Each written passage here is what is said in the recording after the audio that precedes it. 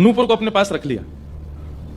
किशोरी जी का नियम है कि जब रास में जाती हैं तो सब सखियां उनका श्रृंगार करती हैं और एक एक श्रृंगार जो उन्होंने धारण किया है वो लिख लेती हैं।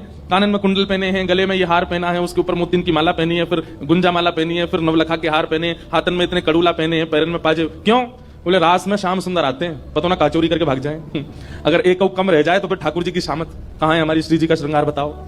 इसलिए सब सखियां जो हैं किशोरी जी के सिर से लेकर नख तक एक एक श्रृंगार को लिख लेती हैं पहले, रास में भेजने से पहले। और फिर रास में आने के बाद, रास से आने के बाद फिर सब सखियां एक एक श्रृंगार, एक बोलेगी हाँ भाई कानन में ये कुंडल है, सिर पर ऐसा सुंदर वो है, गले में ऐसी माला है, हाथन में कड़ूला, पामन में ये 2 पाजेब हैं, सब गिनती करो और एक एक करके उतारती जाती है सखियां। आज किशोरी जी के चरणों का एक नूपुर नहीं है। शाखा आदि बोली हे श्यामाजू आपका एक नूपुर कहां गया? बोले अरे मुझे तो पता ना है, सके नृत्य करते करते रह गए हो वृंदावन में। ललिता विशाखा बोली स्वर्ग के इंद्र के हाथी के दांतों से बना हुआ नूपुर है, वो सामान्य नूपुर नहीं है। आपके ऊपर तो कोटि कोटि ब्रह्मांड बारी बारी जाते हैं किशोरी जी, पर वो नूपुर ठाकुर जी ने आपको भेंट किए हैं, बड़े बहुमूल्य नूपुर हैं। अब किशोरी जी बोली मोह ना पता कहां रह गए हो कहीं पे।